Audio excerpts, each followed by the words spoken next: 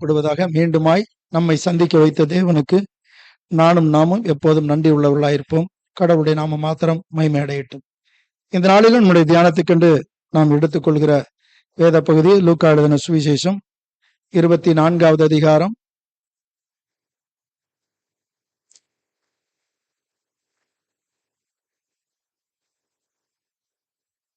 44 கடைசி வரைக்கும்.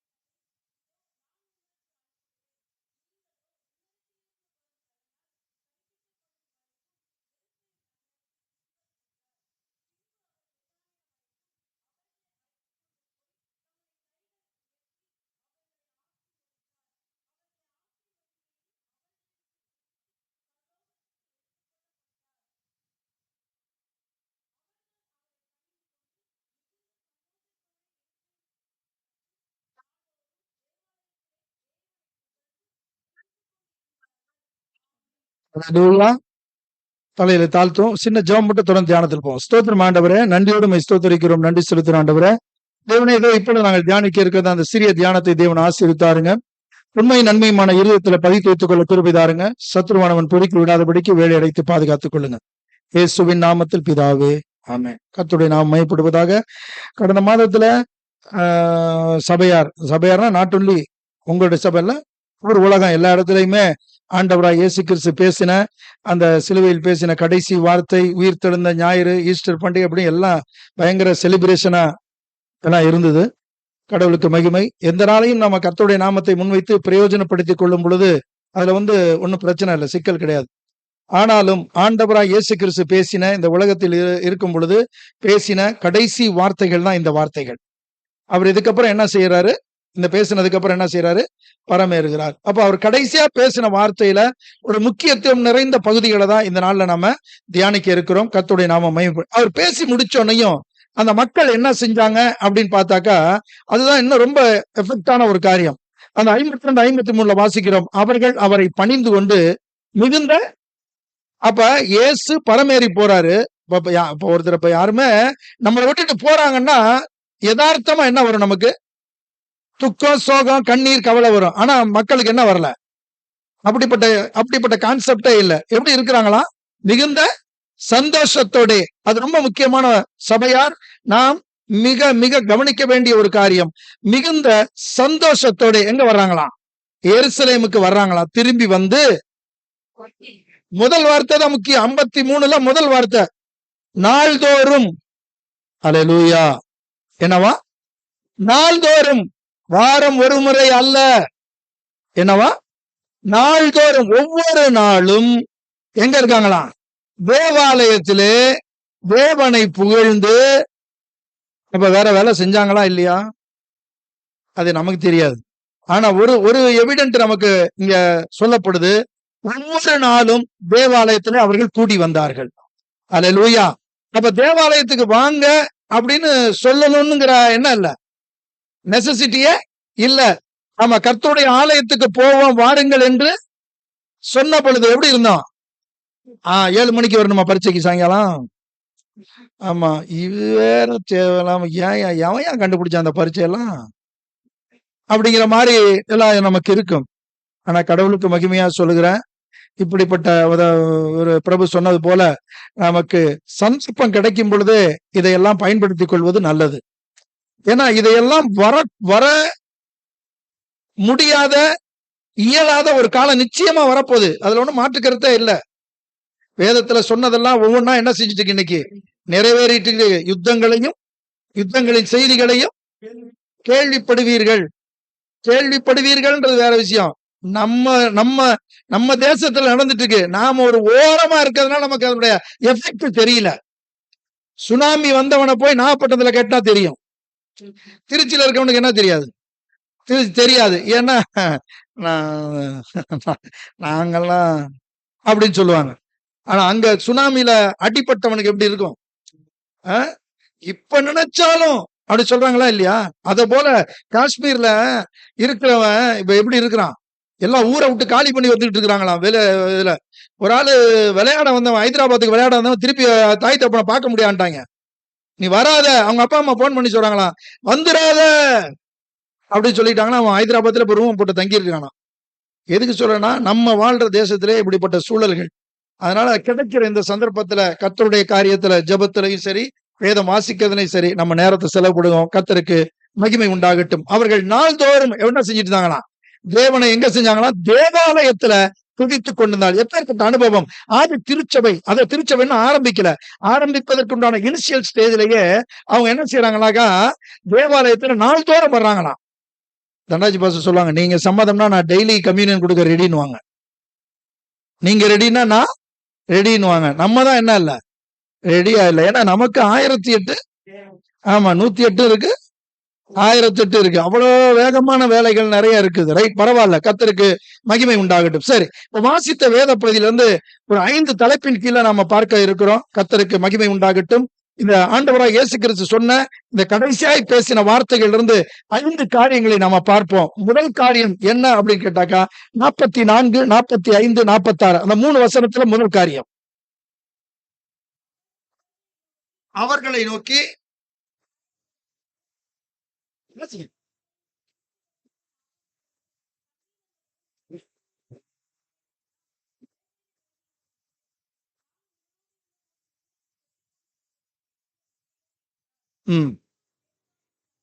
நல்லா கவனிங்க.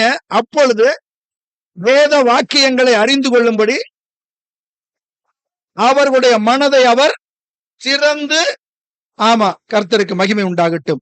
இப்ப இந்த இடத்துல முதல் காரியத்தை இந்த படிக்கிற இந்த விஷயத்துல 44, 45, 46 வசனத்துல பார்க்கிறதுல அதுல ஒரு தலைப்பு வைத்துக் கொள்கிறோம். புதிய பார்வை. என்ன பார்வை? புதிய பார்வை. அவ்வளவு நாள் கையில இருக்கு எல்லாமே. ஆனா ஆண்டவராய் இயேசு கிறிஸ்து என்ன செய்கிறாரு? அப்பொழுது வேத வாக்கியங்களை அறிந்து கொள்ளும்படி அவர்களுடைய மனதை திறந்து. இப்ப இந்த வேத வாக்கியம் நம்ம கையில இருந்தாலும் இதை நான் புரிந்து கொள்ள வேண்டும் என்றால் எனக்கும் உங்களுக்கும் தேவை மனக்கண்கள் திறக்கப்படணும். அல்லேலூயா. என்ன திறக்கப்படணும்? அப்ப ஆண்டவர் பரத்துக்கு ஏறும் பொழுது முதல் காரியம் என்ன செய்கிறார்? அந்த மக்கள்கிட்ட மனதை என்ன செய்யறாரு? திறக்கிறாரு. மனதை திறந்து எதை புரிஞ்சுக்கிறார்? வேத வாக்கியங்களை. ஆண்டவராய் இயேசு கிறிஸ்து பேசும் பொழுது, அந்த வார்த்தையை சொல்லும் பொழுது புதிய ஏற்பாடு எழுதப்படவில்லை. எது எழுதல? புதிய ஏற்பாடு எழுதப்படவில்லை. என்னதான் கையில இருக்குது அவங்கள்ட்ட? பழைய ஏற்பாடு தான் இருக்கு. அந்த பழைய ஏற்பாடை 3 பிரிவா இருக்கிறது அங்க ஆண்டவர் திருப்பி நமக்கு அங்க ஒரு ரெஃபரன்ஸா சொல்றாரு. அது வேத அந்த படிப்புல பைபிள் ஸ்டடியில படிச்சாதான் நமக்கு தெரியும். என்ன சொல்றாரு? முதல் காரியம் என்ன சொல்றாரு? மோசேயின் நியாயப்பிரமாணம். அதற்கு பேர் என்ன தெரியுமா? தோரா. அதுக்கு பேர் என்னது? தோரா. அடுத்தது அதுக்கு பேர் என்னது? நெஃபீம். அதுக்கு பேர் என்னன்னா நெஃபீம். நெஃபீம்னு ஒரு வார்த்தை அதுக்கு. சரிங்களா? சொல்றேன் நான். அடுத்த வார்த்தை என்னது? ஆமா, அதுக்கு பேர் என்னன்னு கேட்டாக்கா கெத்துபீம். தோரா, நெஃபீம், கெத்துபீம் அப்படின்னு சொல்லுகிறது யூதர்கள், அவங்களுக்கு தெரியும். அது நமக்கு தெரிஞ்சது என்னன்னா, தோரா ஓரளவுக்கு சில பேருக்கு தெரியும். இது 3ஐயும் சேர்த்து சொல்லுகிற வார்த்தை தனாக். என்னது? TANAK. தனாக் அப்படிங்கிற வார்த்தை அவங்க சொல்ல புரிஞ்சுக்குவாங்க. அவங்க தனாக் அப்படின்னா முழுமையான பழைய ஏற்பாடு. என்னது? முழுமையான பழைய ஏற்பாடு. இந்த பழைய ஏற்பாடுல என்ன சொல்லப்பட்டிருக்குன்னு ஏன் ஆண்டவர் சொல்றாரு? என்னை குறித்து. அல்லேலூயா. இப்ப ஆண்டவராய் இயேசு கிறிஸ்துவை நானும் நீங்களும் புதிய ஏற்பாட்டுல நம்ம பார்க்கிறோம், தப்பு கிடையாது. ஆனால் ஆண்டவர் சொன்ன காரியம் என்ன சொல்லி இருக்கிறாரு? எதுல இருக்குங்கிறாரு? பழைய ஏற்பாட்டுல இருக்கு. எங்க இருக்கு? தோரால இருக்கு. மோசே எழுதுனதுல 5 ஆகமத்துல இருக்கு. அதுக்கப்புறம் எதுல இருக்கு? தீர்க்க தரிசனங்கள்ல இருக்கு. அதுக்கப்புறம் எதுல இருக்கு? எல்லாமே இருக்கு. அதுல இருக்கிறதெல்லாம் என்ன பத்தி தாண்டா எழுதி இருக்குங்கிறார். அல்லேலூயா. அதெல்லாம் நம்ம கையில இருக்கு. ஆனா தெரியல. யாரை போல? கந்தாகே மந்திரி போல. கந்தாகே மந்திரி எங்க இருந்து எங்க போனாரு? கந்தாகே மந்திரி எங்க இருந்து எங்க போனாரு? அவர் ஊர்ல இருந்து எதுக்கு போறாரு? எந்த ஊருக்கு போறாரு? என்ன இப்படி பாக்குறீங்க? எனக்கு கொஞ்சம் எக்ஸாம் கொஞ்சம் அடிக்கடி வைங்க. எங்க இருந்து எங்க போறாரு? அவர் ஊர்ல இருந்து எருசலேமுக்கு போறாரு. எருசலேமுக்கு எதுக்கு போறாரு? சாதாரண வார்த்தையில சொன்னா எதுக்கு போறாரு? சாதாரண கலோக்கியலா சொன்னா என்ன சொல்லுவோம்? எதுக்கு போறாரு எருசலேமுக்கு? சாமி கும்பிட போறாரு. எதுக்கு போறாரு? சாமி கும்பிட போறாரு. சாமி கும்பிட கோயிலுக்கு போறாரு. போயிட்டு என்ன செய்யறாரு? திரும்பி வர்றாரு. அவர் கையில என்ன இருக்கு? ஹலோ சொல்லுங்க. சாதாரண வார்த்தையில சொல்லுங்க.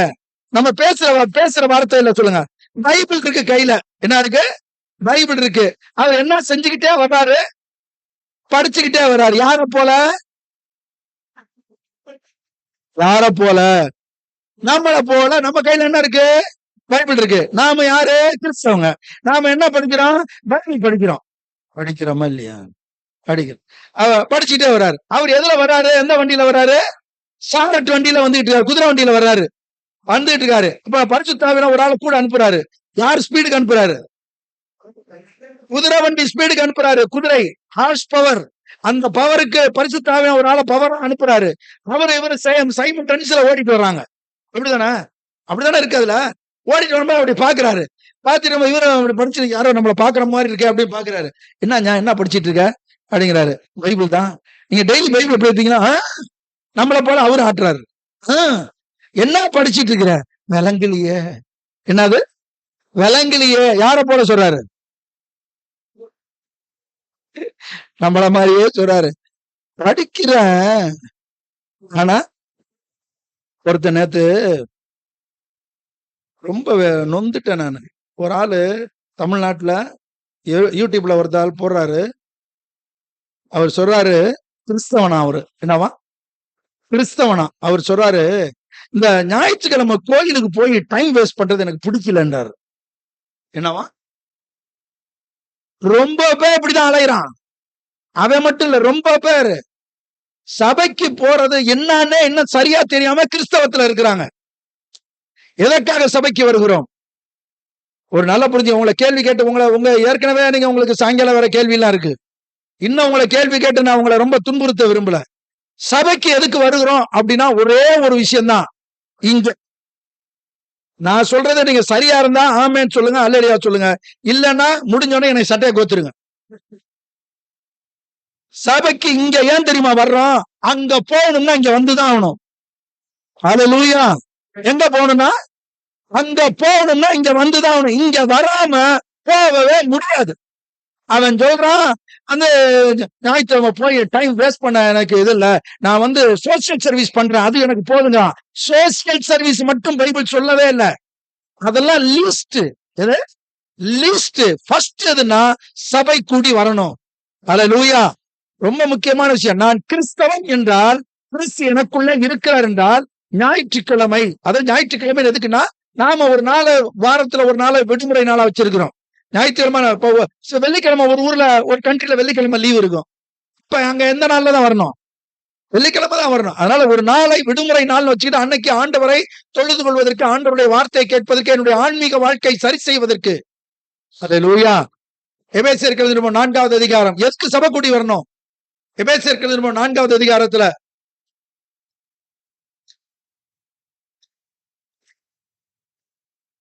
12வது வசனம் வாசிங்க. இல்ல 11ல இருந்து வாசிங்க. 11ல இருந்து வாசிங்க. நாம் அனைவரும்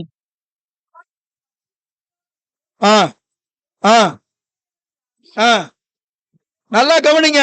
கிறிஸ்துவினுடைய நிறைவான வளர்ச்சியின் அளவுக்கு தக்க, நல்லா புரியுங்க. என்னவா? கிறிஸ்துவினுடைய நிறைவான வளர்ச்சியின் அளவுக்கு தக்க. என்னது? அப்ப பூரண புருஷருக்கு ஆப்போசிட்ல ஆங்கிலத்துல சொன்னா என்ன சொல்லுவான்? பூரண அப்படின்னா ஒரு கம்ப்ளீட், அப்படித்தானே? பூரண புருஷனுக்கு ஆப்போசிட் என்னது? இன்கம்ப்ளீட். அப்ப நாம சபையில வந்துட்டு இருக்கோம் தெரியுமா? இன்னமும் சொல்றேன், we are incomplete persons. நானும் நீங்களும் என்ன ஆகவே இல்லை இன்னும். பூரண புருஷர் ஆகவே இல்ல. அப்ப பூரண புருஷர் ஆகணும்னா எங்க வந்தாகணும்? சபைக்கு வந்துதான் ஆகணும். அல்லேலூயா. சபையை நடத்துகிறது தேவன். அல்லேலூயா. ஒருத்தருமே சொல்லலையே. நீங்க பிரபுன்னு நினைச்சீங்கன்னா உங்களுடைய தவறான ஒரு கண்ணோட்டம். பிரபு ஒரு கருவிதான். கர்த்தர் தான் சபை நடத்துறார். இந்த சபைக்காக ரத்தம் சிந்தினது கர்த்தர். அல்லேலூயா. ஆகவே சபை கூடி வருகிறது என்ன செய்யணும்? அவங்க அன்னைக்கு நாள் சபை கூடி வந்தாங்க. ஒரு புதிய பார்வை. இப்ப நம்ம இந்த நேரத்துல வரும்பொழுது, அதாவது நான் எப்போ நடக்கிற உங்கள்கிட்ட சொல்லி நினைக்கிறேன், நான் ஒரு கழுதை தான். என்னதான்? கழுதைதான். ஆண்டவரா இயேசு கிறிஸ்து எருசலேமை நோக்கி பவனி வரும் பொழுது எந்த வாகனத்து மேல போனாரு? கழுதை மேல. ஊரே யாரெல்லாம் பார்த்துச்சு? இயேசுவதான் பார்த்துச்சு. யார பார்க்கல? கழுதைய பார்க்கல. அதே போலதான் சபையில இங்க இருந்து பேசுற நபர் அப்படிங்கிறது 2 லட்சம் தான். முதல்ல தேவனுடைய வார்த்தை. அல்லேலூயா. அப்ப ஒரு புதிய பார்வையை கர்த்தர் அங்க என்ன செய்யறார்? ஆண்டவராக இயேசு கிறிஸ்து என்ன செய்யறார்? அந்த மக்களுக்கு அந்த இடத்துல மனக்கண்களை திறக்கிறார். கர்த்தருக்கு மகிமை உண்டாகட்டும். அல்லேலூயா. அந்த அந்த இடத்துல பாத்தீங்க அப்படின்னு கேட்டாக்கா, லூக்கா 24 பாருங்க. லூக்கா 24:15. ஆ ஆ ஆ ஆ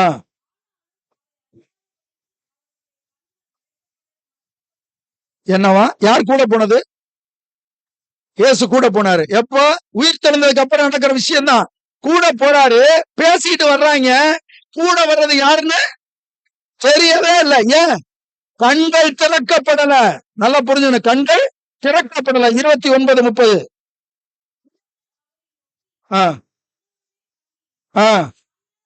எவ்வளவு?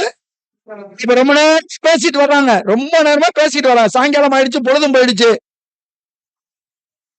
ஆ ஆ ஆ ஆ ஆ ஆ ஆ ஆ அல்லேலூயா. நல்லா கவனமா வச்சுங்க. ஆண்டவராக இயேசு கிறிஸ்துவினுடைய கண்களை திறந்தால் மாத்திரமே அவரை நாம கண்டுகொள்ள முடியும். அவரை பின்பற்ற முடியும். until otherwise அதாவது நம்ம சும்மா பிசிக்கலா பிரசன்ட்ல இருப்போம். வருவோம் போவோம். ஆனா என்ன செய்ய முடியாது? என்ன செய்ய முடியாது? ஆண்டவரை அறிந்து கொள்ள முடியாது. ஆகவே முதல் காரியம், மனக்கண்கள் என்ன செய்யப்படணும்? திறக்கப்படணும். சும்மா உதாரணத்துக்கு சொன்னேன். பிள்ளையாம அவன் போறான். ஆனா யாரு எந்த வாகனத்து மேல போயிட்டு இருக்கான்? கழுதை மேல போயிட்டு இருக்கான். அது படைக்கப்பட்ட நாள்ல இருந்து என்ன செய்யவே இல்லை? பேசினதே இல்ல. அவன்கிட்ட முதல் முறையா பேசுது. கொஞ்சம் கூட அறிவே இல்லாம யார்கிட்ட பேசிட்டு இருக்கான்? பிள்ளை யார்கிட்ட பேசிட்டு இருக்கான்? கழுதை சரிக்கு சரியா பேசிட்டு இருக்கிறான். அது கேக்குது. இது வரைக்கும் அப்ப அவர் மனக்கண்களை திறக்கும் போதுதான் தெரியுது. எய்தாப்புல தூதன் என்ன செய்யறான்? கத்தியோட இருக்கு. புரியுதுங்களா? கண்கள் திறக்கப்பட்டால் மாத்திரமே கர்த்தருடைய சத்தியம் எனக்கும் உங்களுக்கும் தெரியும். ஆண்டவரை சரியாய் பின்பற்ற முடியும். அல்லேலூயா. கர்த்தருக்கு மகிமை உண்டாகட்டும். புரிஞ்சுக்கிறதுக்காக சொல்றேன். நமக்கெல்லாம் கண்கள் திறக்கப்பட்டிருக்கு அப்படின்னு நாம நினைச்சுக்கிட்டு இருந்தா ஒரு வார்த்தை நம்ம வாசிக்கலாம். யாத்திராகமம் புஸ்தகம் 33வது அதிகாரம் 14வது வசனம். யாத்திராகமம் 33:14.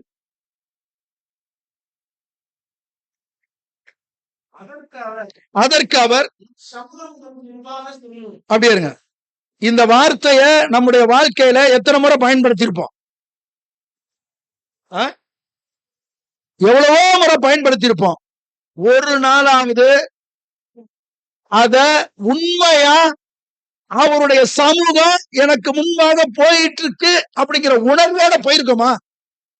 வெறும் வார்த்தை மட்டும் வரும். ஆண்டவரே, என் சமூகம் உமக்கு முன்பாக போகும்னு சொல்லியிருக்கீங்க. இப்ப நான் கிளம்பி போறேன். உங்க சமூகம் எனக்கு முன்னாடி வார்த்தை தான். ஆனா என்னுடைய உள்ளார்ந்த ஆன்மீக அனுபவத்தில் அவர் முன்னாடி போறாருங்கிற அந்த நினைவோட போயிருக்கிறோமா? என்ன காரணம்? மனக்கண்கள் திறக்கப்படல. மனக்கண்கள் திறக்கப்பட்டே ஆகணும். திறந்தால்தான் நான் ஆண்டவரை பின்பற்ற முடியும். ஆண்டவருக்கு மகிமையாய், ரொம்ப முக்கியமான ஒரு வார்த்தை எல்லாம் இருக்கு. அதை நம்ம பார்க்க போறோம். கர்த்தருக்கு மகிமை உண்டாகட்டும். ஆகவே ஆண்டவருடைய பிள்ளைகளாய் நானும் நீங்களும் இருக்க வேண்டும் என்றால் முதல் காரியம், என்னுடைய பார்வை என்ன செய்யணும்? திறக்க புதிய பார்வை நமக்கு கிடைக்கப்படணும். கர்த்தருக்கு மகிமை உண்டாகட்டும். இரண்டாவது ஒரு காரியம் 47, 48 வாசிக்கலாம்.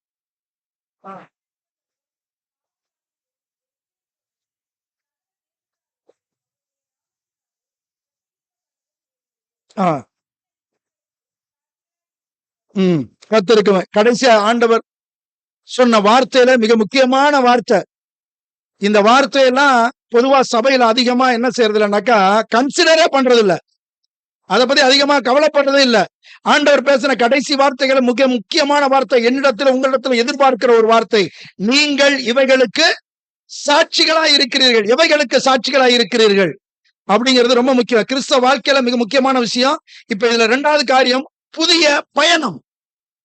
முதல்ல புதிய பார்வை, இதுல இரண்டாவது புதிய பயணம். என்ன புதிய பயணம்? இது வரைக்கும், அதாவது ஆண்டவரை ஏற்றுக்கொள்வதற்கு முன்பதாக வரைக்கும் நம்முடைய வாழ்க்கை பயணம்ங்கிறது வேற திசையை நோக்கி போயிட்டு இருக்குது.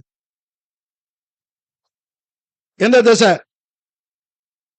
பணம், காசு, இதுதான் சம்பாதிக்கணும், நல்ல நிலைக்கு வரணும், நல்லா இப்படி இப்படி இப்படி அப்படி, இதுதான் நம்மளுடைய மைண்ட் ப்ராசஸ்.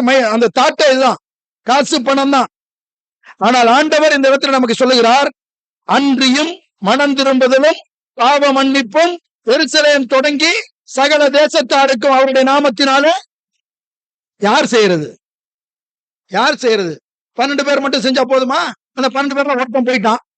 11 பேர் மட்டும் செஞ்சா எருசலேம் தொடங்கி பூமியின் கடைசி வரைக்கும் செஞ்சிட முடியுமா? பாசிபிள் உண்டா? இல்ல. அதுல எனக்கு உங்களுக்கு பங்களிப்பை கர்த்தர் வச்சிருக்கா. இன்னைக்கு அருமையான பாட்டை பாடுனீங்க, பிரபு அதை ரிமைண்ட் பண்ணாப்ல, ஊரெல்லாம் உலகமெங்கும் பறைசாற்றுவேன், இயேசு எல்லாம் இங்க இல்ல. இந்த ஸ்பிரிங் கேட்டை தாண்டி உள்ள வந்தோடனே எல்லாம் நடக்குது. ஸ்பிரிங் கேட்டை தாண்டினால எதற்காக சொல்லுகிறேன்னா, நம்முடைய நினைவுகள்ல ஒன்றரை கலந்து இருந்தாதான் என்ன செய்ய முடியும்? அதெல்லாம் செய்ய முடியும். இல்ல அப்படின்னா அதெல்லாம் செய்ய முடியாது. இன்னொரு வார்த்தையை சொல்றாரு பாஸ்டர் அடிக்கடி, தண்டாஜி பாஸ்டர் அடிக்கடி அதை சொல்லுவாங்க, ஈச் ஒன் கேட்ச் ஒன். ரொம்ப பெரிய நம்ம குருசேட்லாம் நடத்தி பெரிய 1000, 2000, 10,000 பேரை நடத்தி பெரிய சவுண்ட் சிஸ்டம் போட்டு பெரிய பெரிய ஆளெல்லாம் இன்டர்நேஷனல் செலிபிரிட்டி ஒரு ஆளை சந்திச்சா போதும். அல்லேலூயா. ரொம்ப அற்புதமான கணக்கு. இன்னைக்கு என்ன? மே மாசம் 11ஆம் தேதி, அப்படிதானே? அடுத்த மே மாசம் 11ஆம் தேதிக்குள்ள எவ்வளவு டைம் பாருங்க. அடுத்த மே மாசம் 10ஆம் தேதி, அதான் ஒரு வருஷம் கம்ப்ளீட் ஆகும். ஒரு ஆளை சந்திச்சு ஆண்டவரை சொல்லி, இந்த சபைக்கு வருவதற்கு நெருக்கமான இடத்துல இருந்தா இந்த சபைக்கு வரட்டும், இல்ல பக்கத்துல என்ன சபைக்கு இருக்கோ அந்த சபைக்கு போகட்டும். அந்த தாட் ப்ராசஸ்ல நம்ம இருக்கணும். என் சபைக்கு தான் வரணும் அந்த தாட் தயவு செய்து என்ன செய்யாதீங்க, அதை வச்சுக்காதீங்க. அது வேண்டாம். கடவுள் நிச்சயமாய் நம்முடைய சபை போஷிப்பார். அல்லேலூயா. இப்ப இருக்கிறதுல சுமார ஒரு 25 பேர் வச்சுங்களேன். ஒருத்தர் ஒரு ஆளை சத்தியத்தை நடத்தினா அடுத்த வருஷம் மே மாசம் 10ஆம் தேதி எவ்வளவு பேர் இருப்பாங்க? அதுக்கு அடுத்த எவ்வளவு பேர் இருப்பாங்க? கணக்குல வீக்கு நீங்க எவ்வளவு பேரு பாத்தீங்களா? மல்டிபிள் ஆகுது பாத்தீங்களா?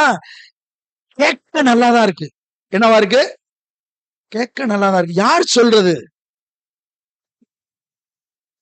புரியுதுங்களா? நாம சொல்லணும். நீங்க முதல் ஸ்டெப்பை மட்டும் எடுத்து வைங்க, கர்த்தர் அடுத்த ஸ்டெப் உங்களை தரத்தரன்னு கூட்டிட்டே போயிருவார். அல்லேலூயா. கர்த்தருக்கு மகிமை உண்டாகட்டும். ரெண்டு ஒரு காரியம் பார்க்கிறோம், புதிய பயணம். இவைகளுக்கு நீங்கள் சாட்சிகளாக இருக்கு. எவைகளுக்கு அப்படின்னா, மனம் திரும்புதலுக்கும் பாவ மன்னிப்பு. இந்த மனம் திரும்புதல் பாவ மன்னிப்பு யாரால வந்துச்சு? ஆண்டவராக இயேசு கிறிஸ்துவ வந்துச்சு. சாட்சினா என்னது? சாட்சினா என்னது? பொதுவா கொஞ்சம் பாருங்க, தவறா எடுத்துக்காதீங்க. நம்ம இப்ப ஒரு ரியலிஸ்டிக்கான ஒரு விஷயத்த பேசிட்டு இருக்கிறோம், புரியுங்களா? சபையில் இப்பொழுது சாட்சியின் நேரம். என்ன நேரம்? சாட்சி நேரம். சாட்சி சொல்ல வருகிறவர்கள் சபையின் பக்தி விருத்திக்கு ஏதுவாக இப்பொழுது என்ன செய்யுங்க? சாட்சி சொல்லுங்க. சாட்சி சொல்ல வாங்க. எனக்கு தலைவலி இருந்துச்சு, போன வாரம் பூரா தலைவலி, நான் ஜெபம் பண்ணேன், கர்த்தர் ஜெபத்தை கேட்டாரு, தலைவலி. அல்லேலூயா. இதுக்கு பேர் சாட்சி கிடையாது. எதுக்கு பேர் சாட்சி கிடையாது? இதுக்கு பேர் சாட்சி கிடையாது. கர்த்தர் பாராட்டின கிருபை. அல்லேலூயா. கர்த்தர் பாராட்டின இரக்கம். ஆண்டவர் எனக்கு செய்த காரியங்களை நான் சபைக்கு நான் சொல்றேன். நான் ஜெபிச்ச கர்த்தர் சொல்லலாம், தப்பே கிடையாது. ஆனா அது எந்த போர்வையில சொல்லக்கூடாது. சாட்சிங்கிற போற சாட்சின்னு என்ன தெரியுமா? ஆண்டவராய் இயேசு கிறிஸ்து இந்த உலகத்திற்கு ஐ விட்னஸ் என்ற வார்த்தை மிக சரியான வார்த்தை. என்ன வார்த்தை? இது எங்க சொல்லுவாங்க? சாட்சி எங்க கும்பிடுவாங்க? ஆமா, கோர்ட்ல ஒரு சம்பவம் நடந்துச்சா, நீ பாத்தியாயா, வா வா வந்து சொல்லு, பாத்தியா? ஆமா, அந்த நேரத்துல நீ ஏன் போன? எல்லாம் குறுக்கு கேள்வியெல்லாம் இருக்கா இல்லையா? இவ்வளவு அங்க சொல்றாங்களே, சாட்சினா என்னது? ஆண்டவராய் இயேசு கிறிஸ்து இந்த உலகத்திற்கு வந்தார் என்பதற்கு நாங்க சாட்சி இல்ல, நான் சாட்சி. அல்லேலூயா. ஆண்டவராய் இயேசு கிறிஸ்து மரித்தார் என்பதற்கு நான் சாட்சி. ஆண்டவர் உயிர் எழுந்தார் என்பதற்கு நான் சாட்சி. அப்படின்னா என்ன அர்த்தம்? அந்த மூணுமே என்கிட்ட பிரதிபலிக்கணும். அல்லேலூயா. மனம் திரும்பின வாழ்க்கையும் பாவம் மன்னிக்கப்பட்ட வாழ்க்கையும் ஆண்டவர் உயிரோடு எனக்குள்ள இருக்கிறார் என்ற வாழ்க்கையும் எனக்குள்ள இருந்து பிரதிபலிக்கும் போது நான் சாட்சிடா அப்படின்னு இந்த ஊர் உலகத்துல என்ன செய்யணும்? சொல்லணும்னு ஆண்டவர் விரும்புகிறார். இந்த புதிய பயணத்தை, புதிய வாழ்க்கையை கர்த்தர் அங்கே நமக்கு சொல்லி வைத்திருக்கிறார். புதிய பார்வையை அவர் கொடுக்கிறார். இரண்டாவது, புதிய பயணத்தை கொடுக்கிறார். கர்த்தருக்கு மகிமை உண்டாகட்டும். அந்த புதிய பயணத்தை கொடுத்ததை அப்போஸ்தலர் எப்படி நிறைவேற்றினாங்க? அப்போஸ்தலர் 2வது அதிகாரம்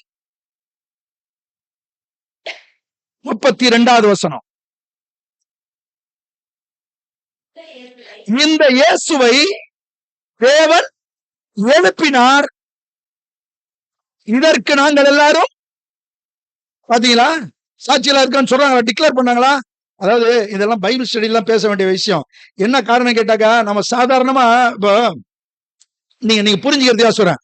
இப்ப நான் வந்து எப்படிப்பட்ட தெரியுமா இருந்தேன் அப்படின்னு சொல்லி ஒரு 2 நாள் நான் ஒரு என்னைக்கு நினைச்சு பகல்காம் எனக்கு 8 தெரியா,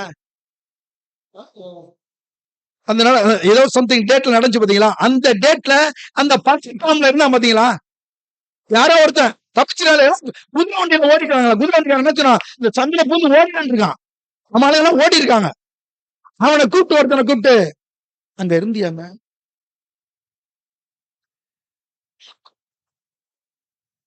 வார்த்தையே என்ன செய்யாது, நான் சாட்சியா, அவன் சுட்டாயா, என்னால பார்த்தேன் சொல்லுவானா சொல்ல மாட்டானா? புரியுதுங்களா? அது போல ஆண்டவராய் இயேசு கிறிஸ்து உயிர் தெழுந்தார் என்பதற்கு நான் சாட்சின்னு அந்த அப்போஸ்தலர்கள் சொல்றாங்க. அந்த சுச்சுவேஷன் நினைச்சு பார்க்கணும். நீங்க நினைச்சு பாத்தீங்கன்னா தெரியும். என்ன காரணம் கேட்டா, இயேசுவுக்கு சாட்சியா இருக்கிறேன்னு சொன்னாலே தூக்கிடுவாங்க. அப்படிப்பட்ட சமூக சூழல், அந்த சூழல்ல அவங்க சொல்றாங்க நாங்கள் சாட்சிகள். அல்லேலூயா. கர்த்தருக்கு மகிமை. அதே 3வது அதிகாரம் 15வது வசனம் வாசிங்க.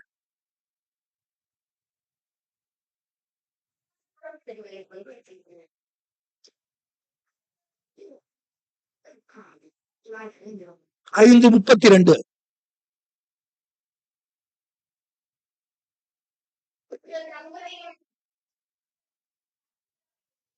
அதற்கு கர்த்தருக்கு மகிமை உண்டாகட்டும். எதற்கு சாட்சிகளா இருக்கிறோம்?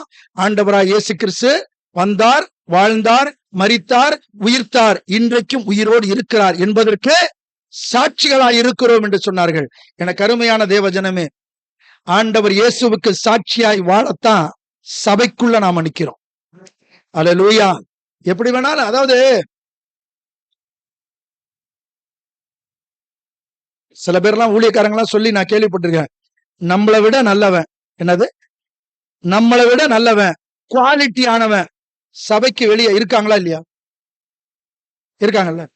ஆனா அவன் செத்தா நித்தியத்தில் அவனுக்கு பரலோகம் உண்டுங்கிற நம்பிக்கை அவனுக்கு உண்டா? இல்ல. ஆனா நமக்கு வேதமும் தேவனும் நமக்கு கொடுக்கிற வாக்குறுதி என்னது? நீ செத்தா பரலோகத்துல இருப்ப. அல்லேலூயா. அப்ப 2 வேறுபட்ட அந்த இலக்கை கர்த்தர் நமக்கு தந்திருக்காருல்ல. இப்ப அவனுக்கு இல்லாத காரியம் நமக்குன்னா நாம எப்படி இருக்கணும்? ஆகவே இந்த வாழ்க்கையினுடைய காரியங்களை இம்மைக்காக அப்படிங்கிறத 2வது இடத்துல வச்சுட்டு எதான் முதல் இடத்துல வைக்கணும்? மறுமைக்காக. அல்லேலூயா. கர்த்தருக்கு மகிமை. கடந்த நாட்கள என்னமோ தெரியல, இன்னைக்கு உங்கள்ட்ட சில விஷயங்கள் பேசணும்னு அப்படியே மனசுக்குள்ள வருது. இந்த கிறிஸ்தவத்துல சபையில இருக்கிறவங்க விசுவாசி இறந்துட்டா போஸ்டர் அடிப்பாங்கல்ல. ஹலோ, பாத்துறீங்களா? அது உங்க லொகேஷன் சொல்லவே வேண்டியதில்லை. எப்படி 4 நாளைக்கு ஒரு ட்ரிப்பு, 5 நாளைக்கு, ஒரு வாரத்துக்கு ஒண்ணு ஏதாவது ஒண்ணு போஸ்ட் ஒட்டிருப்பாங்க. என்ன போஸ்ட் ஒட்டிருப்பாங்க? தலைப்பை சொல்லுங்க. என்ன அஞ்சலி அணிந்தார்கள். அடுத்தது என்ன அஞ்சலி? கண்ணீர் அஞ்சலி. சும்மா ஸ்டேட்மெண்ட், அதுல உள்ள ஸ்டேட்மெண்ட் தெரியாதா? சோன்சோ பார்ட்டி, சோன்சோ டேட்ல, சோன்சோ டைம்ல போயிடுச்சு. நாங்க எல்லாம் என்ன பண்றோம்? என்னது இந்த ஸ்டேட்மெண்ட் கரெக்டா? நான் நிறைய பேர்ட்ட பேசிட்டு இருக்கிறேன். நான் ஊழியர்கள் எல்லாம் பேசி, ரொம்ப பேர் ஊழியர்கள் பேசுறத பயப்படுறாங்க. இந்த ஸ்டேட்மெண்ட் கரெக்டா? நானும் நீங்களும் கர்த்தருக்குள் மரிக்கிறோம் என்பது இரங்கலா சந்தோஷமா? எங்கேயாவது ஒரு போஸ்ட் பாத்திருக்கீங்களா? சந்தோஷமா இருக்கிறோம், என் பாட்டு போயிடுச்சாங்க. ஹலோ, என்னது?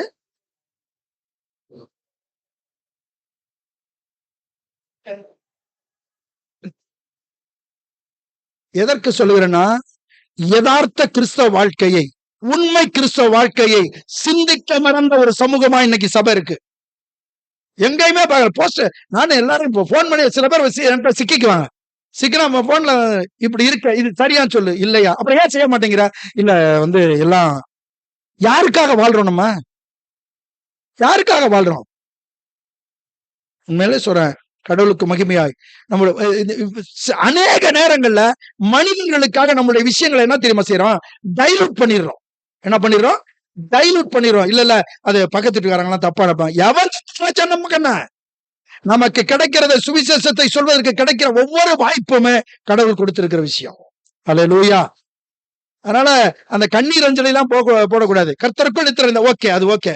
சோன்ச பாட்டி சோன்ச டைம்ல பரலோகத்துக்கு எங்களுக்கு எல்லாம் முந்தி போயிட்டார். கர்த்தருக்கு மகிமையாய் அவரை மகிழ்ச்சியோட அனுப்பி வைக்க நாங்க ரெடியா இருக்கிறோம், எல்லாம் கிளம்புங்க அப்படின்னா எப்படி இருக்கும்?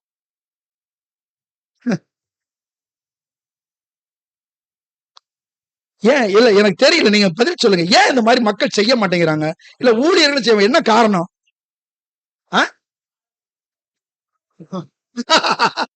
நான் ரெடி. இப்ப இங்க பாருங்க, என்னுடைய மனைவி மகள் இங்க இருக்கிறாங்க, மகன் அங்க இருக்கிறாரு. இப்பவே எல்லாரும் வச்சு நான் சொல்றேன், நான் ஒருவேளை உங்கள் பார்வையில நான் ஒருவேளை முன்னாடி நான் கர்த்தருடைய சமூகத்துக்கு போக வேணாம் என்றால், எனக்கு போஸ்ட் அடிக்க வேணாம், அது என்னுடைய தனிப்பட்ட கருத்து. அப்படி யாராவது அடிச்சா இப்படிப்பட்ட ஒரு ஸ்டேட்மெண்டோட செய்யுங்கன்ற. நான் வித்தியாசமா இருக்கணும், வித்தியாசன்றதுக்காக இல்லை, இதுதான் யதார்த்தம், இதுதான் உண்மை. அல்லேலூயா. கர்த்தருக்கு மகிமை உண்டாகட்டும். ஒரு புதிய பயணத்தை கர்த்தர் என்ன செய்யறாரு? நமக்கு தந்திருக்கிறார். ரொம்ப அற்புதமான ஒரு காரியம். சாட்சியாய் வாழ வேண்டியது, அவரை அறிவிக்க வேண்டியது, அவருக்காக வாழ்வது. அவருக்காக வாழ்றது அப்படின்னாக்கா நிச்சயமா அது ஒரு டஃப்பான டாஸ்க். அது என்னது? டஃப்பான டாஸ்க். நம்ம நினைக்கிறோம் அது ரொம்ப இலகுன்னு. இல்லவே இல்ல. பழைய ஏற்பாட்டுல தான் கண்ணுக்கு அதுதான் டஃப்னு இல்ல. புதிய ஏற்பாடு தான் டஃப். அதற்குதான் பரிசுத்த ஆவியானவரை ஈச் அண்ட் எவ்ரி ஒன்னுக்கு எல்லாருக்கும் தந்திருக்கிறாரு. அல்லேலூயா. கர்த்தருக்கு மகிமை உண்டாகட்டும். ரைட், அடுத்த காரியம் 49, 3வது பாயிண்ட்.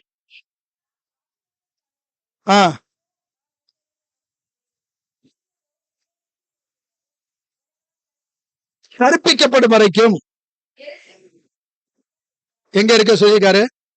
எதற்காக இருக்க சொல்றாரு?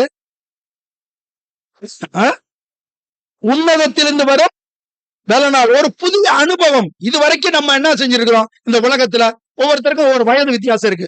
எனக்கு ஒரு வயது இருக்கு, இங்க உட்கார்ந்துருக்கிற ஒவ்வொருவருக்கும் ஒவ்வொரு வயது இருக்கு. எல்லாருமே இந்த உலகத்துல ஒரு பலனோட தான் வாழ்ந்துகிட்டு இருக்கிறோம். அந்த பலனுக்கு 3 வேலை என்ன செய்யறோம்? முடிஞ்சா 4வது வேலை சாயங்காலம் ஈவினிங். அதுக்கு பேர் என்னது? ஸ்நாக்ஸ். அப்படித்தானே? 4 வேலை. அப்படிதானே?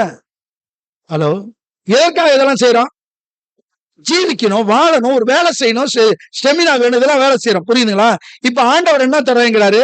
உன்னதத்திலிருந்து வரும் ஒரு புதிய அனுபவம். இது வரைக்கும் எவனுக்குமே இந்த உலகத்துல கிடையாது. பழைய ஏற்பாட்டுல விசேஷித்தவர்களுக்கு மாத்திரம்தான். புதிய ஏற்பாட்டுல விசுவாசிக்கிற யாவருக்கும். அல்லேலூயா. அப்படிப்பட்ட யாவருக்கும் ஆண்டவர் தருகிறார். உன்னதத்திலிருந்து வரும் பலனை தருகிறார். எதற்காக தருகிறார்? உணவினால் வரும் பலன் ஜீவிக்க, இந்த சரீரம் ஜீவிக்க. உன்னதத்திலிருந்து வரும் பலன் சாதிக்க. ஆண்டவருக்குன்னு நானும் நீங்கள் என்ன செய்யணும்? சாதிக்கணும்னா அந்த உன்னத பலனால் என்ன செய்யப்பட்டிருக்கணும்? தரிப்பிக்கப்பட்டிருக்கணும். கர்த்தருக்கு மகிமை உண்டாகட்டும். உங்களுக்கு நீங்க நீங்க சில பேர் தான் பிரயோஜனப்படுத்துறீங்க அப்படிங்கிறது எனக்கு தெரியும். நான் உங்களை உற்சாகப்படுத்துறேன். அதாவது திங்கட்கிழமை சாயங்காலம் உங்களுக்கு கோல்டன் டைம். அல்லேலூயா. ஆமா. அதாவது இன்னைக்கு என்ன செய்றாங்க, ஆவியானவரை நீங்க பெற்றுக்கொண்டீங்க அப்படிங்கிறதுக்கு என்ன அடையாளம்னு சொல்லி சொல்லி அநேக சபைகள்லாம் பேசுது. அடையாளம், இதுதான் அடையாளம்னு. அப்படிலாம் கிடையவே கிடையாது. அப்படிலாம் கிடையவே கிடையாது. அப்படிலாம் வேதத்துல இருந்து என்ன செய்ய முடியாது, நீங்க கிளியர் பிக்சர் கொடுக்க முடியாது. ஏதோ அங்க ஒண்ணு உங்க இது ஒண்ணு என்ன செய்யலாம், அதெல்லாம் பண்ணலாம், சொல்லலாம். ஆனா வேதத்துல அப்படிப்பட்ட ஒரு உபதேசமே என்ன இல்ல, இல்லை. இதை நல்லா புரிஞ்சுக்கணும். பரிசுத்த ஆவியானவர் உங்களுக்குள் இல்லை என்றால், நான் இன்னைக்கு சொல்றேன், நல்லா புரிஞ்சுங்க. எனக்குள்ள பரிசுத்த ஆவியானவர் இல்லை அப்படின்னு நீ ஃபீல் பண்ணினா, நீ வேத வசனத்தின்படி ஆண்டவரை ஏற்றுக்கொள்ளல, பின்பற்றல. வேத வசனத்தின்படி ஆண்டவரை ஏற்றுக்கொண்டிருப்பாயானால், வேத வசனத்தின்படி ஆண்டவரை பின்பற்றுவாயானால், நிச்சயமாய் தேவன் வாக்கு பண்ணின பரிசுத்த ஆவியானவரை பெற்றிருக்க முடியும். அல்லேலூயா. இதுல ஒன்றும் மாற்று கருத்தே இல்ல. ஆண்டவர் ஒரு நாள் என்ன செய்யறதில்ல, வஞ்சிக்கிறவர்லாம் கிடையவே கிடையாது. இன்னைக்கு ரொம்ப பேரு இந்த ஞானஸ்தான பிரச்சனையை வச்சுட்டு, எனக்கு ஆவியானவர் இல்ல, எனக்கு அது. நீ பரிசுத்த ஆவியானவரை பெற்றிருந்தால், மரம் எதனால் அறியப்படும்? கனியினால் அறியப்படும். அப்ப கனி ஆவியின், அப்ப இந்த மரம் அப்படின்றது பரிசுத்த ஆவியானவரை பெற்றிருப்பேனால் கனி, கனி வருமா இருக்காதா? கனி இல்லைன்னாக்கா எது இல்ல? சரக்கு இல்ல. அப்படிதானே? அப்ப ஆவியானவர் எனக்குள்ளும் என்ன செய்யணும், இருக்கும் பொழுது நிச்சயமாய் அவர் கனி தருகிற காரியத்தை நிச்சயமாய். இன்றைய உலகத்துல பரிசுத்த ஆவியானவர் வச்சுக்கிட்டு என்ன செய்யணுமா, வித்தை காட்டிக்கிட்டு இருக்கிறாங்க எல்லாரும். அநேக இடங்கள் என்ன செய்யறாங்க, வித்தை காட்டிக்கிட்டு இருக்கிறாங்க. எனக்கு அருமையான தேவஜனமே, நானும் நீங்களும் விசுவாசத்தை காட்டுவதற்கு பரிசுத்த ஆவியானவர் வருகிறார். கர்த்தருக்கு மகிமை உண்டாகட்டும். சத்தியத்தை அறிந்து கொள்ளவும் சத்தியத்தை அறிவிக்கவும் ஆவியானவர் நமக்கு தேவைப்படுகிறார். அதற்காகத்தான் தேவன் பரிசுத்த ஆவியானவர் என்ன செய்கிறார், தருகிறார். அதைத்தான் அப்போஸ்தலனாகிய பவுல் சொல்கிறார். பிலிப்பியர்ல 4வது அதிகாரம் 13வது வசனத்தை சொல்றார், என்னை பலப்படுத்துகிற கிறிஸ்துவினாலே.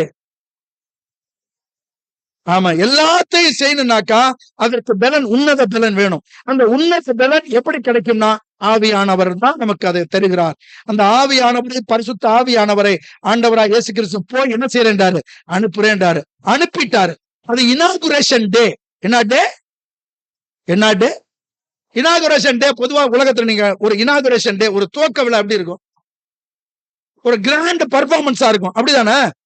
ஈச் அண்ட் எவ்ரி டே அந்த மாதிரி கிராண்ட் பர்ஃபார்மன்ஸா இருக்குமா? வாய்ப்பு இல்ல ராசா, அதுக்கெல்லாம் வாய்ப்பு இல்ல. ஒரே நாள் தான். அப்படிதான் அப்போஸ்தலர் நடவடிக்கைகள் 2வது அதிகாரத்துல அந்த கிராண்ட் பர்ஃபார்மன்ஸ் ஃபர்ஸ்ட் டே, முதல்ல அவர் வரும் பொழுது அந்த இடம் எப்படி இருந்துச்சு, என்ன வரும் அப்படிலாம் சொல்றாங்க, அந்த வசனத்துல இருக்கு. அதே மாதிரி ஒவ்வொரு வாட்டியும் நடக்கும்னு என்ன இல்ல, கிடையாது. அப்படிலாம் இல்ல. கர்த்தருக்கு மகிமை உண்டாகட்டும். ஸ்தோத்திரம். ஆகவே ரோமர் 8வது அதிகாரம் 26வது வசனம் வாசிக்கும்.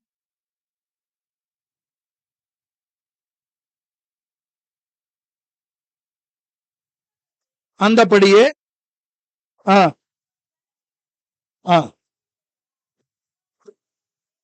நாம் ஏற்றபடி வேண்டியது இன்னதென்று அறியாமல் இருக்கிறபடியால், நல்லா புரிஞ்சுங்க, ஆவியானவர் தாமே வாக்கு கடங்காத பெருமூச்சுகளோடு நமக்காக, கர்த்தருக்கு மகிமை உண்டாகட்டும், வேண்டுகிற காரியத்துல என்னுடைய வேண்டுதலை கண்டினியூஷன் பண்றதுக்கு யார் தான் இருக்கிறா, ஆவியானவர் தான் இருக்கிறா. கர்த்தருக்கு மகிமை உண்டாகட்டும். இதுவரைக்கும் 3 காரியங்களை பார்த்திருக்கிறோம். என்னென்ன பார்த்தோம்? புதிய பார்வை, புதிய பயணம், புதிய அனுபவம். அடுத்தது 4வது 24:50.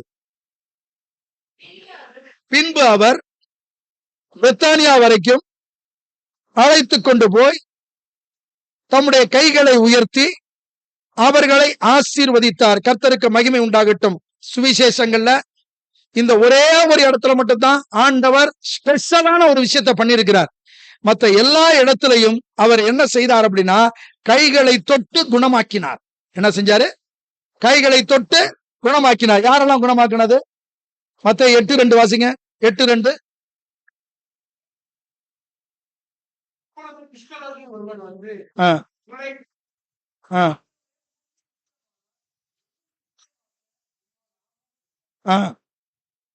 அவன் என்ன செய்யறாரு? ஆண்டவரு சுத்தமாக்குறாரு. பேதுருவின் மாமியை என்ன செய்யறாரு? தொட்டு தூக்குறாரு, சுத்தமாக்குறாரு. இப்படி கைகளை கொண்டு அநேக இடத்துல 130, அதாவது ஒரு தலைவனுடைய மகனை என்ன செய்யறாரு? உயிரடைய செய்கிறார். நாயின் ஒரு உதவியினுடைய மகனை என்ன செய்யறாரு? பாடையத்தை நிறுத்தி தொட்டு என்ன செய்யறாரு? இப்படி எல்லாமே கைகளை தொட்டு சுகமாக்கின இயேசு இந்த ஒரே ஒரு இடத்துல மட்டும் என்ன செய்யறாரு? உயர்த்தி ஆசீர்வாதம். என்னைக்கா யோசிச்சிருக்கோமா இத? என்ன இந்த இடத்துல கைகளை உயர்த்தி ஆசீர்வதிக்கிறாருன்னு போட்டிருக்கு. அப்ப என்ன இந்த இடத்துல ஸ்பெஷல் அப்படின்னா, நல்லா புரிஞ்சுங்க. சும்மா வசனம் மட்டும் உங்களுக்கு நினைவுபடுத்துகிறேன். எபிரேயர் 3வது அதிகாரம் 1 வசனம். இப்படி இருக்க சகோதரரே, பங்குள்ளராய் சகோதரரே, நாம் அறிக்கை பண்ணுகிற அப்போஸ்தலரும் பிரதான ஆசாரியருமாயிரு. அப்ப அவரு அப்போஸ்தலரும் பிரதான ஆசாரியர். அப்ப ஆண்டவரை என்னவா அங்க எபிரேய ஆக்கியோன் அட்ரஸ் பண்றாரு? பிரதான ஆசாரியன். பிரதான ஆசாரியன் அவனுக்கு கொடுக்கப்படுகிற வேற யாருமே செய்ய முடியாது. பிரதான ஆசாரியன் மாத்திரம்தான் இஸ்ரவேல் மக்களை என்ன செய்ய முடியும்? ஆசீர்வதிக்க முடியும். வேற யாருமே ஆசீர்வதிக்க முடியாது. இப்போ நம்முடைய ஆண்டவராய் இயேசு கிறிஸ்து யாரு? பிரதான ஆசாரியன். பிரதான ஆசாரியன் மக்களை பார்த்து ஆசீர்வதிக்கிறார். நல்லா புரிஞ்சுங்க. அவருடைய ஆசீர்வாதம் அப்படிங்கிறது இப்படிதான் கை இருக்கும். எப்படிதான் இருக்கும்? இப்படிதான் இருக்கும். எப்படி இருக்கு கை? தெரியுதுங்களா? இந்த 2 விரல்ல சேர்ந்திருக்கும், இந்த 2 விரல் சேர்ந்திருக்கும். இயேசு செஞ்சல. இயேசுக்கு முன்னாடி ஆரோன் செய்த ஆசீர்வாதம் இப்படி. என்ன காரணம் அப்படின்னு கேட்டாக்கா, எபிரேய எழுத்துக்கள் 22. எபிரேய எழுத்துக்கள் 22. அதுல ஒரு எழுத்துக்கு பேரு ஷின் அப்படிங்கிற எழுத்து. அந்த ஷின் என்கிற எழுத்தை அடையாளப்படுத்துவதா இந்த சைன். இந்த சைன் இப்படி காட்டினா என்னன்னு கேட்டாக்கா, தேவனே அந்த மக்களை ஆசீர்வதிக்கிறதாக அர்த்தம். புரியுதுங்களா? எடுத்து வாசிங்க. லேவியராகமம் 9வது அதிகாரம் 22வது வசனம்.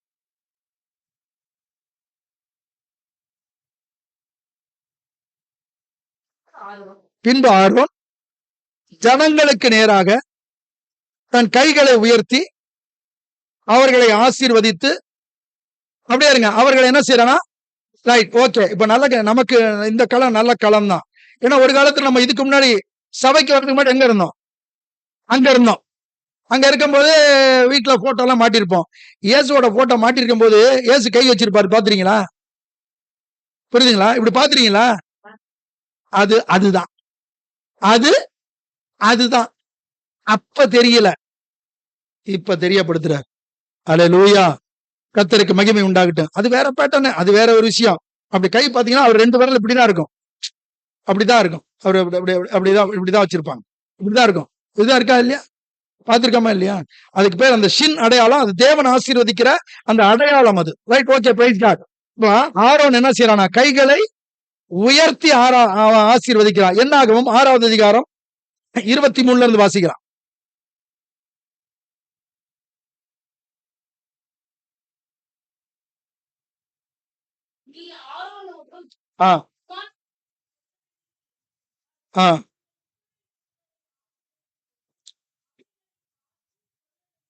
அவர்களை பார்த்து என்ன செய்யணுமா? சொல்ல வேண்டியதாவது, அல்லேலூயா, என்னவா? கர்த்தர் உன்னை ஆசீர்வதித்து உன்னை காக்க கடவர். கர்த்தர்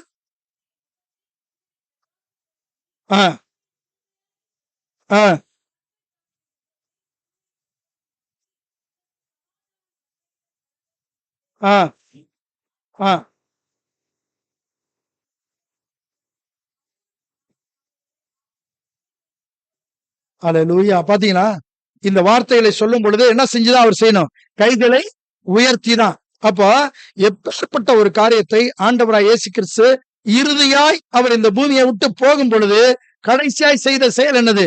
இந்த உலக மக்களை என்ன செய்யறார்? தம்முடைய மக்களை என்ன செய்யறார்? ஆசீர்வதிக்கிறார். கர்த்தர் இஸ்ரவேலை ஆசீர்வதிப்பதே கர்த்தருக்கு, உலக மக்களை ஆசீர்வதிப்பதா இயேசுவுக்கே பிரியம். அல்லேலூயா. அப்பேற்பட்ட ஆசீர்வாதத்தை எனக்கும் உங்களுக்கும் ஆண்டவர் வைத்து சென்றிருக்கிறார். அந்த ஆசீர்வாதத்தை அறிந்ததுனாலதான் அப்போஸ்தலனாகிய பவுல் எபேசியர்கள் 1 அதிகாரத்துல 3வது வசனத்துல என்ன சொல்றாரு? வாசிங்க, சும்மா சொல்லுங்க, முழுசா சொல்லுங்க. ஸ்தோத்திரம். அண்ணாவா நல்லா, அந்த வார்த்தை ரொம்ப முக்கியம். எதுக்குள்ள? கிறிஸ்துவுக்குள்ள. கிறிஸ்துவுக்கு வெளியே கிடையாது. கிறிஸ்துவுக்குள் உன்னதங்களிலே ஆவிக்குரிய சகல ஆசீர்வாதத்தினால நம்மை ஆசீர்வதித்து, அப்படின்னு என்ன தெரியுமா? Past tense. Already we are blessed. எந்த இடத்துல இருந்து? உயிர் தெழுந்தவரு போகும்போதே அவர் என்ன செய்யறாரு? ஆசீர்வதித்து இருக்கிறார். கர்த்தருக்கு மகிமை உண்டாகட்டும். ஆகவே ஒரு புதிய பார்வையை கர்த்தர் எனக்கு உங்களுக்கு என்ன செஞ்சிருக்கிறார்? தருகிறார். அந்த புதிய பார்வையோடு நானும் நீங்களும் பயணிக்கணும். புதிய பார்வை. வேத வசனத்தை படிக்கும் பொழுது, நேத்து நைட்டு சரி வேலைன காலைல எதிர்க்கு படுக்கிறேன். ஒரு சபை விசுவாசி எனக்கு போன் அடிச்சு, ஐயா ஒரு டவுட் ஆண்டாரு 10 மணிக்கு. எத்தனை மணிக்கு? 10 மணிக்கு. சங்கீதத்துல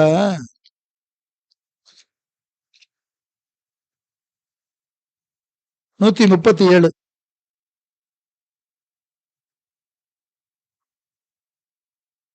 9வது வசனம்.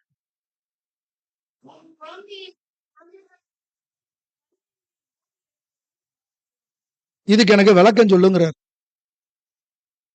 எத்தனை மணிக்கு?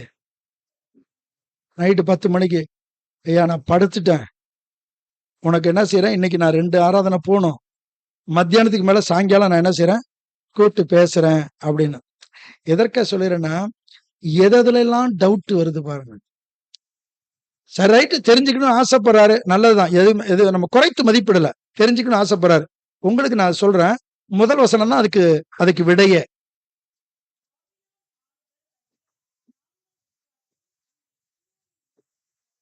புரியுதுங்களா? அதாவது எப்பயுமே சங்கீத காரியங்களை நாம பண்ணும் பொழுது அந்த கான்டெக்ட்ல இருந்து அர்த்தத்தை எடுக்கணும். ஒரே ஒரு வார்த்தை மட்டும் புடுங்கி எடுத்து நம்ம இது பண்ணிட்டு என்ன செய்யக்கூடாது, அப்படிலாம் பெருசா நம்ம செஞ்சோம்னா சிக்கலாயிருவோம். இப்ப இந்த சங்கீதமே பாடுகிறத எங்க இருந்து பாடுறாரு? பாபிலோன்ல உட்கார்ந்து யார் பாடுறா? யார் பாடுறா? நம்ம இஸ்ரவேல் மக்கள் பாடுறாங்க. பாபிலோன்ல உட்கார்ந்து அங்க சிறைப்பிடிக்கப்பட்டு அங்க போனவங்க பாடுறாங்க. அப்ப அங்க இருக்கிற நினைச்சு வேதனை நினைச்சு என்ன செய்யறான்? அவன் ஒரு வேதனையின் வெளிப்பாடு அந்த வார்த்தை. ஓகே, சும்மா ஒரு சின்ன உதாரணத்தை சொல்றேன் நான். எதுக்குன்னா நம்ம அதாவது நான் உங்களுக்கு மீண்டும் மீண்டும் சொல்றேன், திங்கட்கிழமை சாயங்காலம் தயவுசெய்து பைபிள் ஸ்டடியை கூட நீங்க குறைச்சிக்கலாம். நிறைய கேள்வி கேளுங்க அவர்கிட்ட. நிறைய உங்களுடைய நீங்க வீட்டுல பைபிள் படிக்கும் போது ஒரு பக்கத்துல நோட் ஒன்று வச்சிங்க, எழுதிங்க. சந்தேகம் வரதெல்லாம் எழுதிங்க. ஆங்க வர்றாரு, ஆங்க நான் என்ன செய்யுங்க, வச்சு செஞ்சிருங்க. நிறைய கேள்வி கேளுங்க. ஏன்னா அவருடைய அனுபவங்கள், அவருடைய ஆவிக்கு அதை பிரயோஜனப்படுத்திக்கணும் அப்படிங்கிறத சொல்றேன் நான். இந்த நாட்கள் நமக்கு பாக்கியமான நாட்கள். கர்த்தருக்கு மகிமை. அவ புதிய பார்வை. 2வது புதிய பயணம். இந்த புதிய பயணம் இதுவரைக்கும் உலக மக்கள் எல்லாருமே வேற பாதையில போயிட்டு இருக்கிறாங்க. கேட்டுக்கு போகிற வாசல், ஜீவனுக்கு போகிற வாசல் இடுக்கமும் நெருக்கமா இருக்கும். புரியுதுங்களா? அப்ப இந்த இடுக்கமும் நெருக்கமான புதிய பாதையில போகும்பொழுது நானும் நீங்களும் எப்படி இருக்கணும்னு வேதம் நமக்கு சொல்லி கொடுக்கிற ஒரு அருமையான கைட்லைன் புத்தகத்தை கர்த்தர் கொடுத்திருக்கிறார். அப்ப ஒரு புதிய பயணத்தை நாம பயணித்துக் கொண்டிருக்கிறோம். 3வது புதிய அனுபவம். ஊர்ல உலகத்துல எவனுக்குமே இல்லாததை கர்த்தர் நமக்கு கொடுத்திருக்கிறார். ஒரு புதிய அனுபவத்தை கர்த்தர் தருகிறார். பரிசுத்த ஆவியானவரே தருகிறார். நிச்சயமாய் பரிசுத்த ஆவியானவர் ஒவ்வொருவருக்கும் தனிப்பட்ட அனுபவத்தோடு இருப்பாரையானால் அந்த வாழ்க்கை அனுபவமே வேற. அது என்ன முடியாது தெரியுமா? சொல்லவே முடியாது. பர்சனல் எக்ஸ்பீரியன்ஸ், புதிய அனுபவம். 3வது. 4வது புதிய ஆனந்தம். அது என்னது? புதிய ஆனந்தம். யாருக்குமே, அதாவது கர்த்தருடைய நாமத்தினால் ஆசீர்வதிக்கிறோம் என்று வழிபோக்கர் சொல்வதில்லையா? யார் சொல்வதில்லை? வழிபோக்கர் சொல்வதில்லை. என் இயேசு சொல்லுகிறவராயிருக்கிறார். அவருடைய நாமத்தினால என்ன செய்யறேன், நான் ஆசீர்வதிக்கிறேன் என்று சொல்லுகிறார். கர்த்தருக்கு மகிமை உண்டாகட்டும். ரைட். கடைசியான ஒரு காரியம் 51.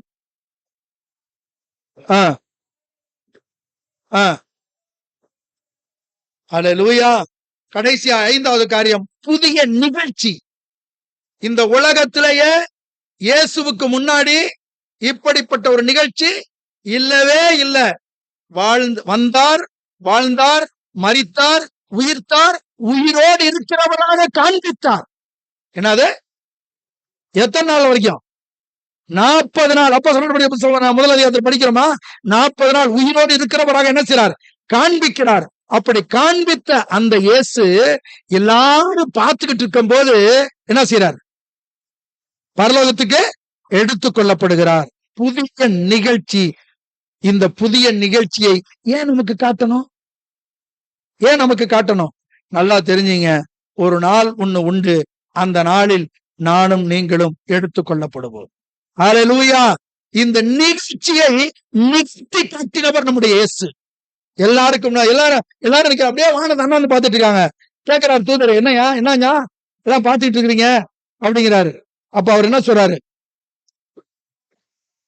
எப்படி போனாரோ அப்படியே வருவாரு, நம்மளை கூட்டிட்டு போவார். ஹல்லேலூயா. கர்த்தருக்கு மகிமை உண்டாகட்டும். ஆகவே ஆண்டவர் பேசின அநேக காரியங்கள் வேதத்துல இருக்கு. ஆனாலும் மிக முக்கியமான ஒரு சில வார்த்தைகள்ல ஒரு வார்த்தை, நீங்கள் எனக்கு சாட்சிகளாய் இருப்பீர்கள். அந்த வார்த்தையை நம்முடைய மனதுல பதிய வைக்கணும். நான் அவருக்கு சாட்சி. ஆண்டவராய் இயேசு கிறிஸ்துக்கு சாட்சி. இயேசு கிறிஸ்து யார்? நான் கும்பிடுற கடவுள். இயேசு கிறிஸ்து யார்? அந்த கடவுள் எனக்காக இறங்கி வந்தார். அந்த கடவுள் எனக்காக ரத்தம் சிந்தினார். அந்த கடவுள் என்னுடைய பாவத்தை மன்னித்தார். என்னை மனம் திரும்புவதற்கு நேராக நடத்தி என்னை அவருடைய பிள்ளையாக ஏற்றுக்கொண்டார். அதற்கு நான் சாட்சி.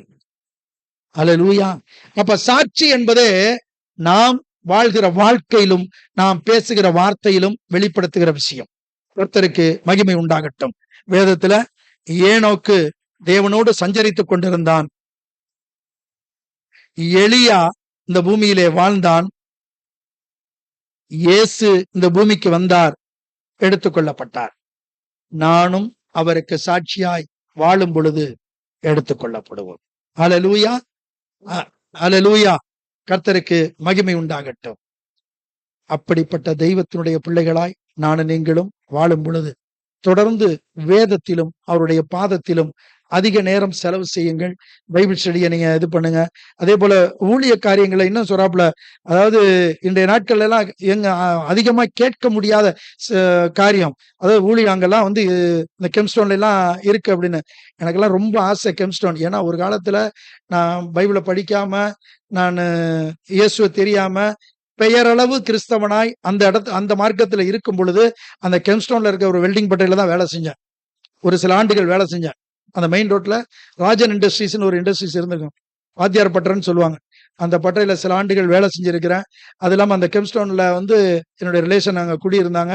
அந்த லொகேஷன்லாம் எனக்கு ரொம்ப பிடிக்கும். ரொம்ப அந்த மாதிரி என்னன்னு கேட்டாக்கா, நிறைய மக்கள் ஒரு ஸ்கூல் இடத்துக்குள்ளே வாழ்றாங்க. நிறைய ஆண்டவரை பத்தி சொல்லலாம். அதனால நீங்க பயன்படுங்க, ஆண்டவருக்காக பயன்படுங்க. தேவனை என்ன சொல்லணும் அப்படின்னு நீங்க தயவுசெய்து யோசிச்சுட்டுலாம் போவாதீங்க. ஜெபம் பண்ணிட்டு போங்க, ஆவியானவர் நடத்துவார். ஹல்லேலூயா. கர்த்தருக்கு மகிமை உண்டாகட்டும்.